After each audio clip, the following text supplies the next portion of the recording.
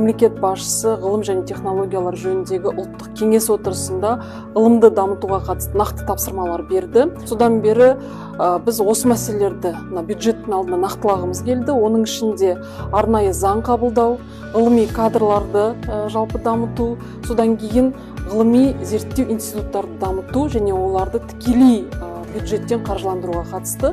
Соңғы 5 жылда бізде ғылымға бөлінетін қаражат 60%-ға дейін өскен. Дегенмен, ғылымның нәтижелерінің өндіріске енгізілуі, сонымен қатар ғылыми кадрлардың потенциалы, өңірлердегі ғылымның дамуы, университеттегі ғылымдардың дамуы, жалпы ғылыми зерттеу институттарының бүгінгі ғылыми потенциалы көңілімізді көншітпей отыр. Бұл шындық. Бүгін көп мәселе талқыланды.